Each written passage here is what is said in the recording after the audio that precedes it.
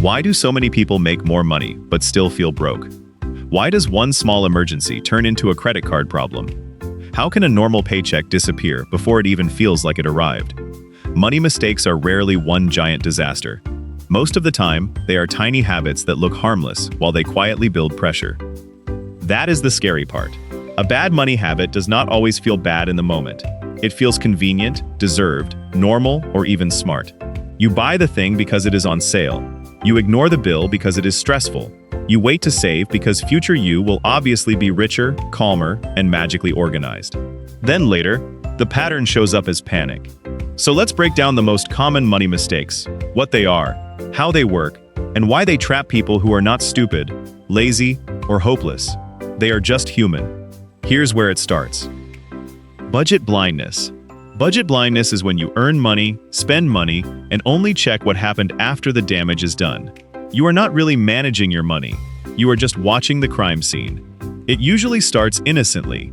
Rent goes out, groceries go up, a subscription renews, a dinner turns into drinks. Then your bank account looks lower than expected, and you have no idea which purchase did it. The mechanism is simple. Money that is not assigned gets absorbed by whatever is loudest, easiest, or most emotional. Your brain remembers the big bills but forgets the small leaks. 5 little purchases feel like nothing separately.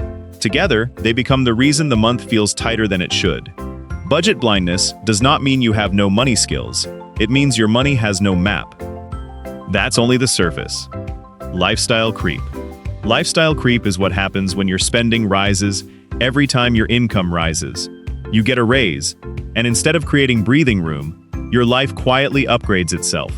Better takeout, nicer clothes, more ride shares, a bigger apartment, more "I deserve this" moments.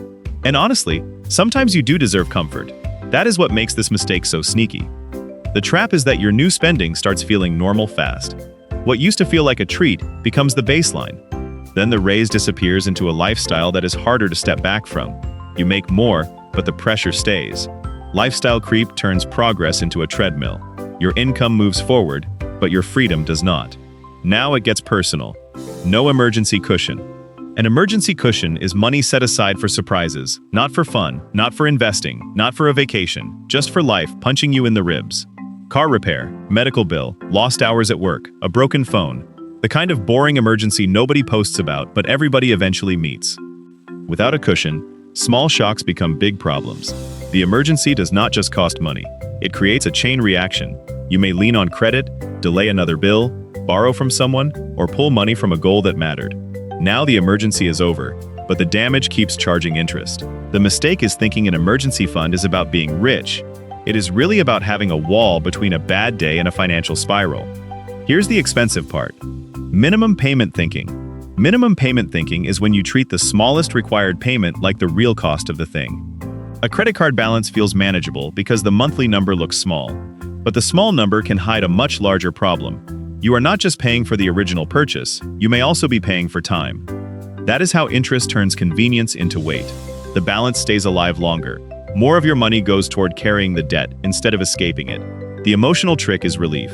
You make the minimum payment, the account stays open, and your brain says, "Good, handled." But handled is not the same as gone. Minimum payments can keep the fire contained while still letting it burn. And then it gets sneaky. Impulse spending. Impulse spending is buying because the feeling arrives before the thinking does. Bored? Buy something. Sad? Buy something. Celebrating? Buy something. Stressed at midnight? Suddenly a random gadget feels like emotional medicine with 2-day shipping. The purchase is not always about the object. It is about the tiny hit of control. Retailers understand this perfectly. Smooth checkout, saved cards, countdown timers, limited drops, only a few left.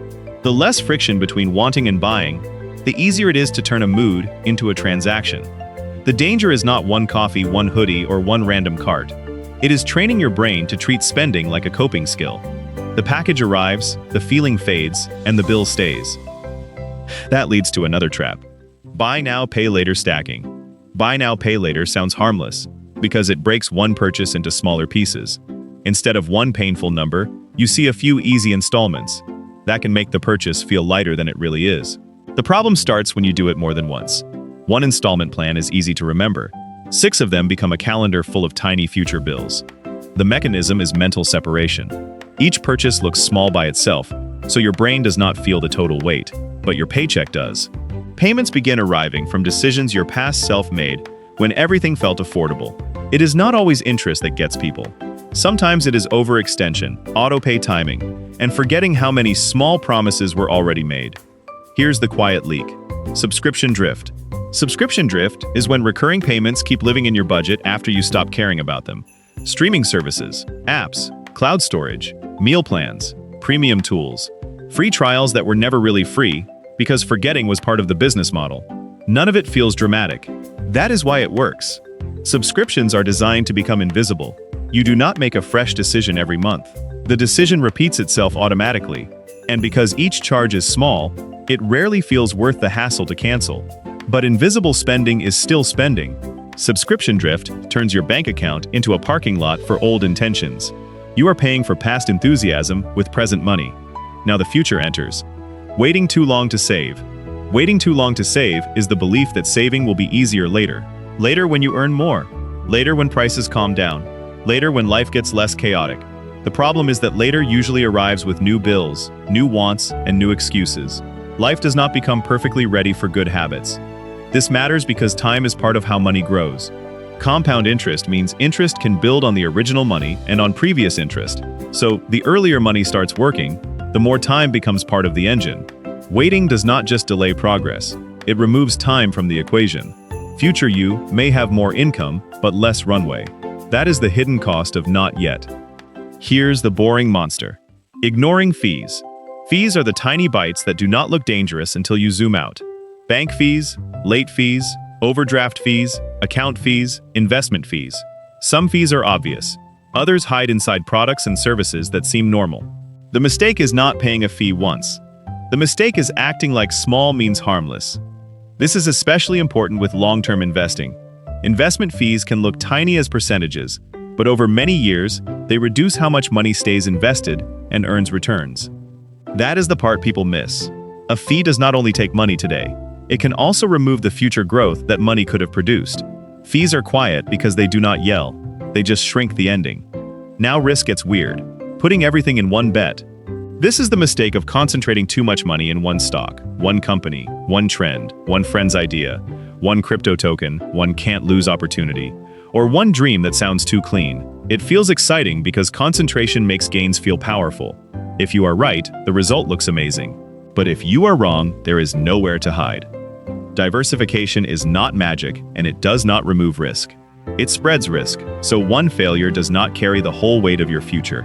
The emotional problem is that diversification feels boring when one thing is going up fast. Boring looks weak during the hype, but when the hype breaks, boring starts looking like oxygen. That's where pride hurts. Avoiding money conversations. Avoiding money conversations is when you would rather guess than ask. You do not ask your partner about spending. You do not ask a lender what the terms mean. You do not ask your employer about benefits. You do not ask your family what expectations they have. You just hope the awkward part somehow solves itself. Money is emotional because it touches status, safety, guilt, love, freedom, and embarrassment. So people stay quiet to avoid conflict. But silence does not protect you from money problems. It only delays the moment you understand them. A confusing bill stays confusing. A shared goal stays vague. A bad deal stays hidden. Avoidance feels peaceful in the short term, but it makes reality more expensive later. And then come the shortcuts. Falling for financial shortcuts. Financial shortcuts promise relief without the slow part. Fix your credit instantly. Erase debt fast. Guaranteed returns. Secret investment strategy. Passive income with no risk. The pitch changes, but the emotional target is the same. It aims at people who are tired, stressed, ashamed, or impatient. That is why scams and bad products can sound so tempting.